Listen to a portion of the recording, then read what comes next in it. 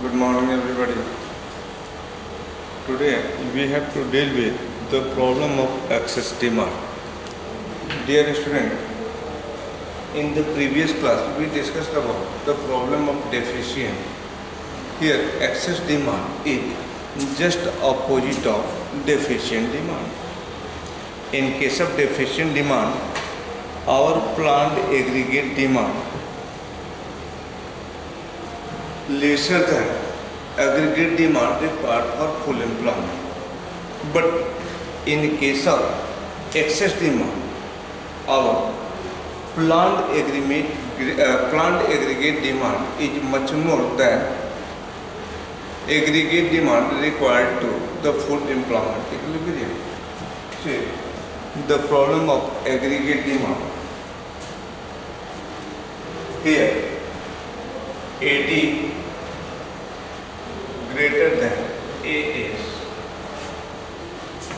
corresponding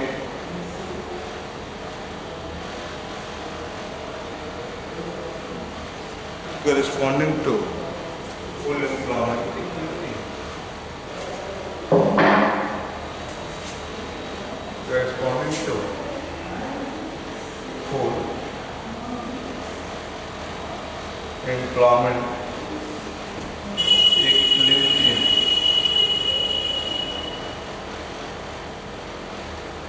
Or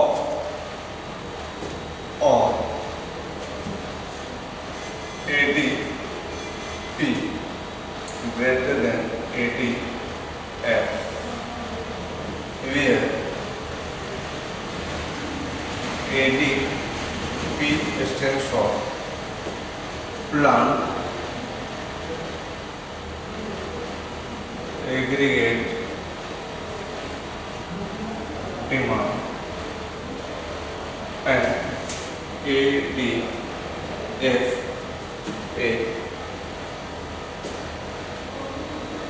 aggregate demand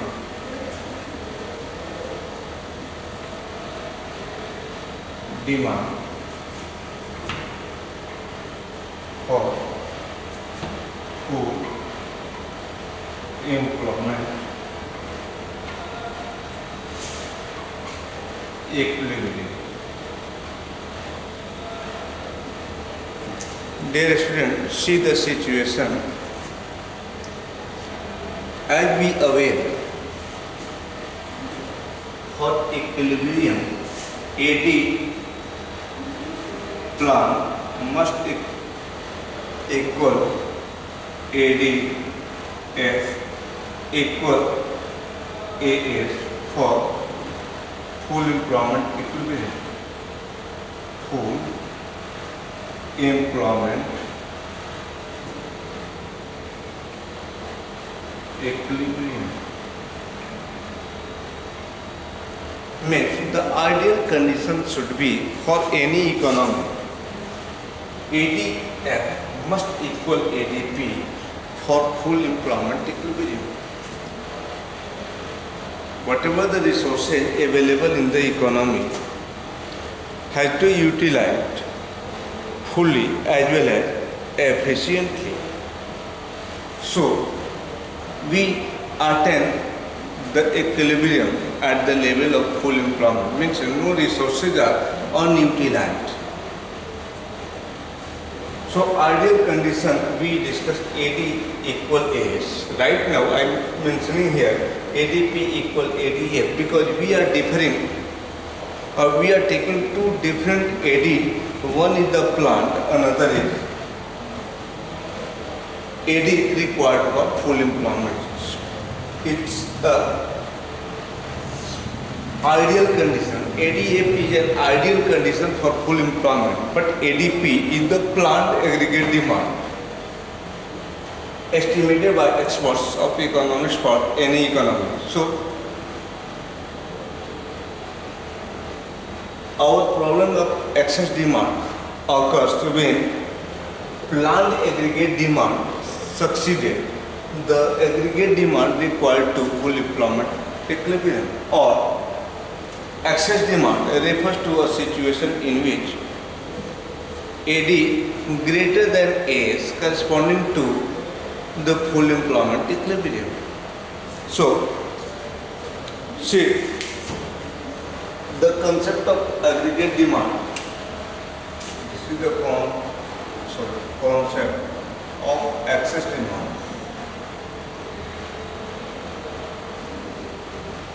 What is the concept? The state of equilibrium at which AD greater than AS corresponding to full employment equilibrium. So, what's happened if there is additional demand? Because till today, what we discussed in the macroeconomics, this is the duty responsibility of the government to generate more and more effective demand into the economy, to generate more income, more output, more employment. But we are observing here, there is no crisis of demand. Aggregate demand is much more. What aggregate demand required for full employment. But right now we also mentioning it's a problem for any economy, problem of excess demand. If aggregate demand is beneficial for any economy, why we are discussing about the problem of excess demand? Since from the inception of introduction of macroeconomics, in every class we are discussing about aggregate demand, the key responsible factor to generate income, employment and output. So, to know about the reason behind why we are discussing it's like a problem, we have to discuss about causes, measurement causes as well as consequences of excess demand. After that, we may able to understand why excess demand also a problem for any economy. First, see the measurement of aggregate demand. How to measurement of excess demand. See the measurement of excess demand.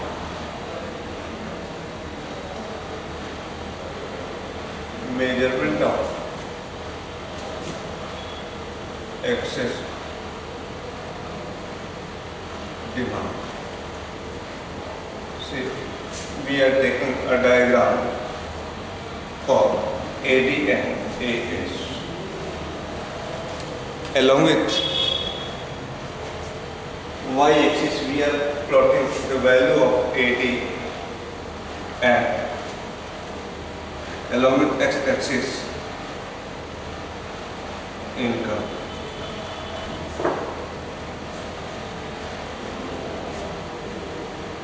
So, see the AS line or income line. So, it started from origin, maintain equidistant from both the axes. Next, graph the aggregate demand required for full employment equilibrium. ADF, point of intersection, and the level of income for full employment.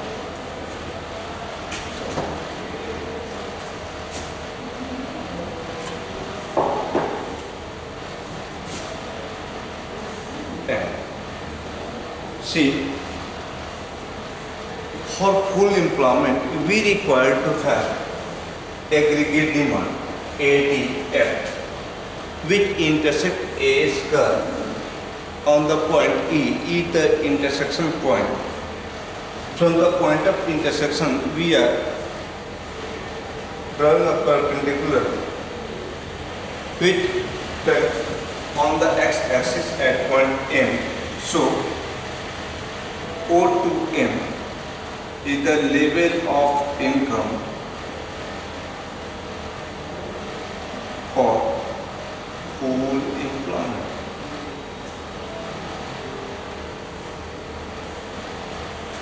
It's the level of income for full employment. See what's happened.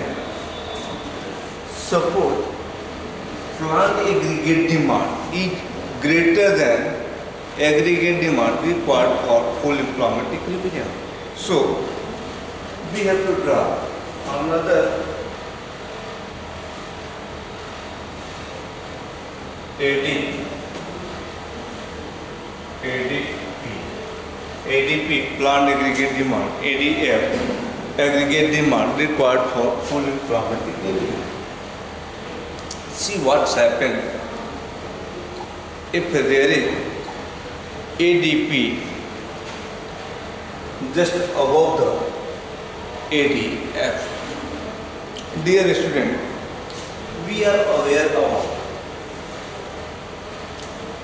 this is the maximum possibility to generate income by economy, because economy already attained its full employment equilibrium. There is no resources available which are unutilized in the economy after the level of OM, because OM is the full capacity of economy which already utilized. So if all the resources are fully and efficiently utilized, what's happened if there is additional demand created? We already discussed additional demand can be created by additional investment. Suppose some additional investment made by private firm or government, whoever it doesn't matter. So our demand curve shifted to upward, ADF to ADP. Say, extend the perpendicular up to the new demand, that is ADP, and see the point F. If we extend EM line up to ADP, its intersect at point F on ADP, means at the level of full employment equilibrium, our ADP is greater than ADF. So whatever the additional demand, plant demand available in the economy with respect to aggregate demand required for full employment equilibrium, known as excess demand. See, EF is additional demand over and above the aggregate demand required for full employment equilibrium. So, if we measure it properly, it's equal EF line.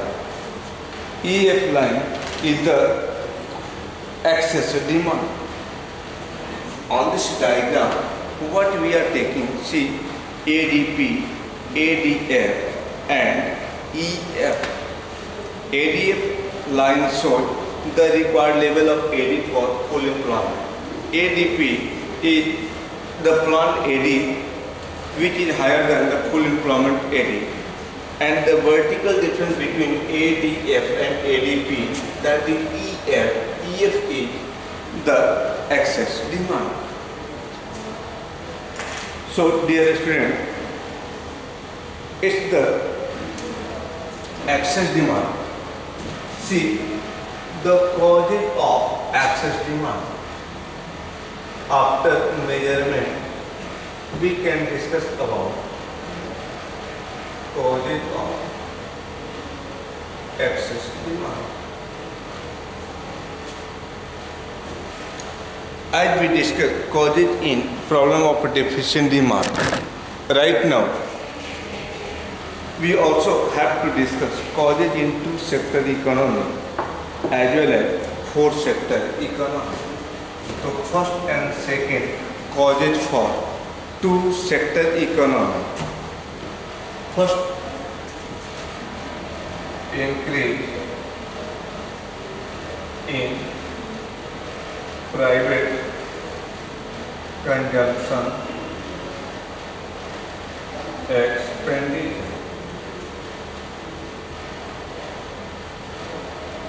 which is denoted by C. Increase in private consumption expenditure. Second, increase in private investment expenditure, that is I. These two are for two sector economy. See, these two causes are responsible in two sector economy for the excess demand. But right now we are in the 21st century in which almost all the economies are open. That's why modern economy are economies with the four sectors. So in four sectors economy, see the next one. Increase in government expenditure, that is G.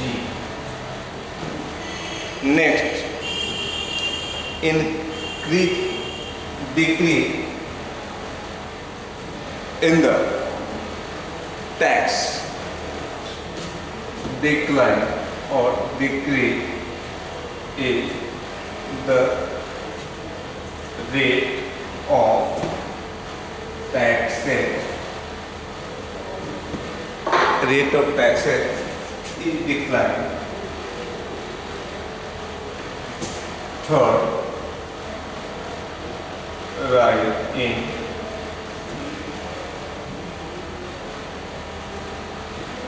exports and decline in imports.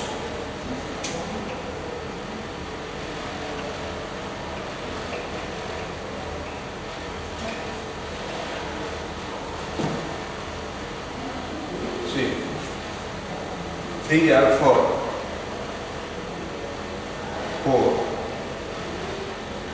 sectors economy. See, dear student, consumption expenditure made by household, you can mention here in list of private.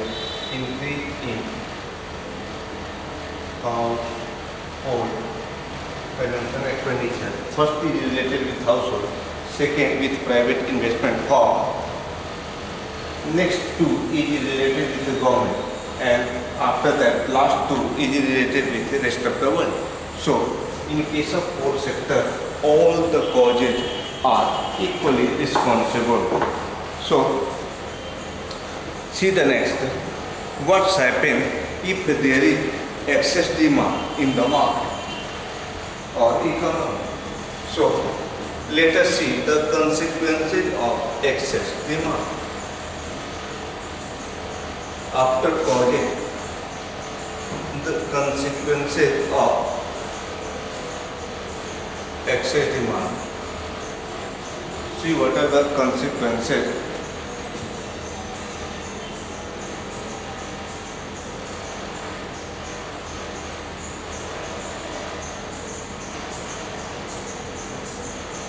Consequences of excess demand. The first consequence is the inflationary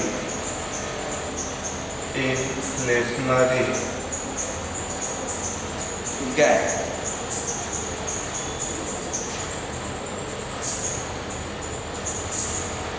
gap. See, dear student, inflationary gap is equal to the excess demand. Excess demand equal inflationary gap.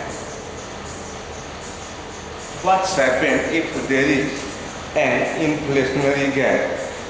Since economy already attained its full employment equilibrium at the level of OM, there is no option to increase the level of income after M because all the resources are fully as well as efficiently utilized.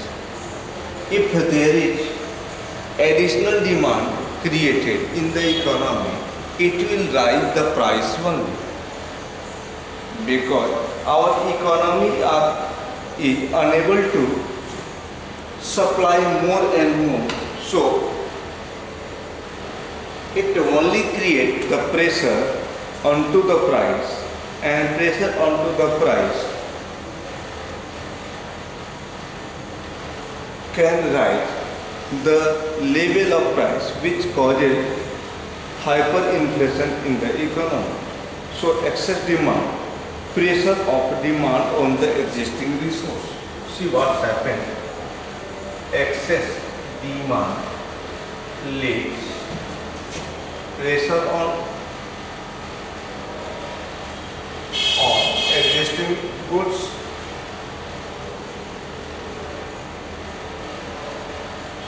What's happened if there is pressure of demand on the existing resources?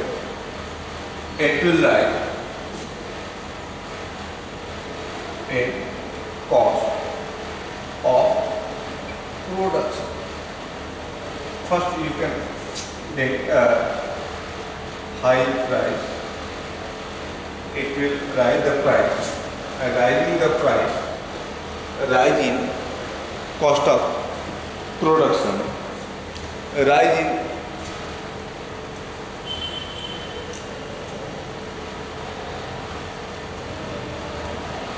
high price,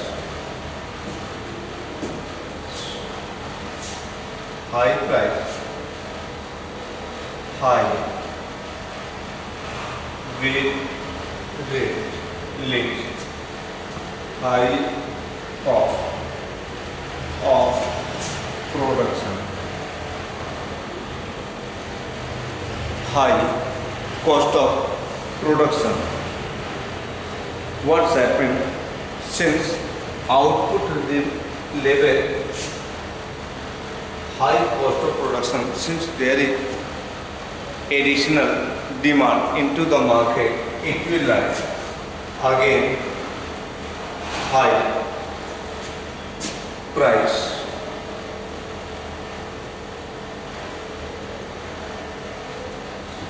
Since full employment in the economy, since there is full employment, no option to rise output, income or profit. So rise in additional demand can rise only the level of price. A level of price only rise the wage rate because wages will be organized to demand for more wages because their level of standard of living will be declined due to high price. Since the product's price is rising into the market, they have to demand more and more wage, and whenever producers give more and more wages to the labor, it will rise cost of production. Since the producers are rational, they will rise again price, and it will convert into wage price spiral. What's ultimately happened? Wage price spiral. Higher the price, higher the wage, and higher the wage, higher the price. It's called inflationary gap. inflationary gap equal the excess demand. Next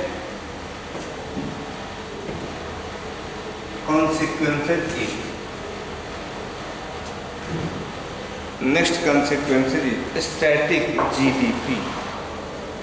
Next is static GDP or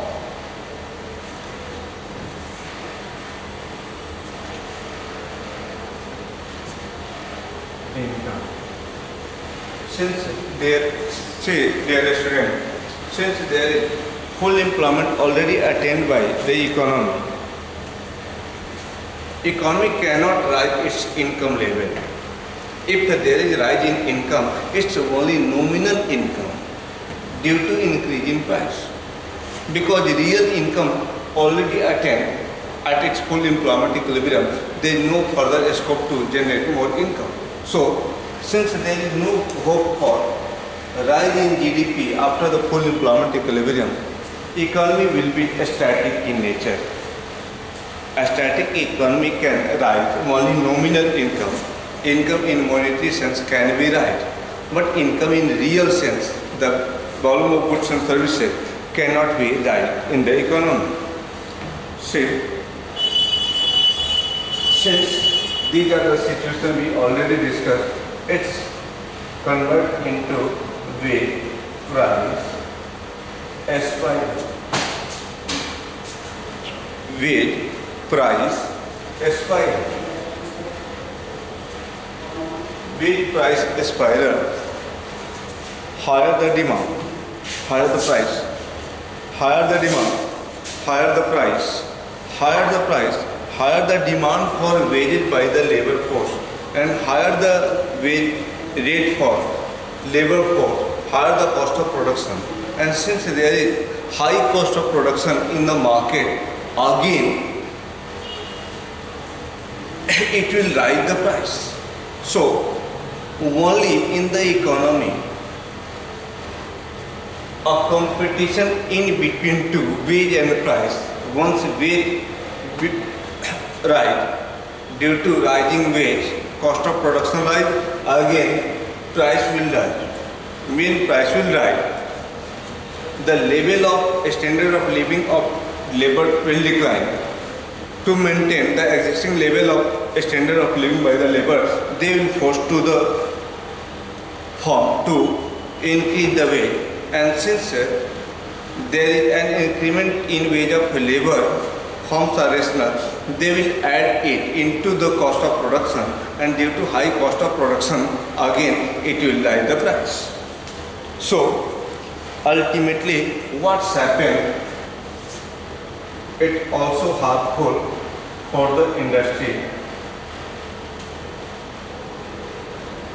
loss of profit.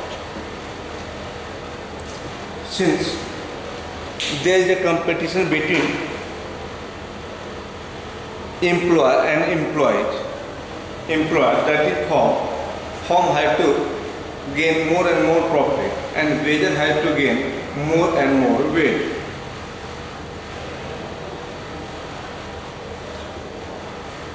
So ultimately labor unite to form the labor union. Any union, what can do? Everyone is familiar with that. Possible, there is a political clash between both the sections, employee and employer, and ultimately it will incur the loss of profit to the firm. So, dear student, today it's over now. In the next class, we have to differentiate between two, inflationary gap as well as deflationary gap. So today is over. We'll meet again in the next class. Thanks all.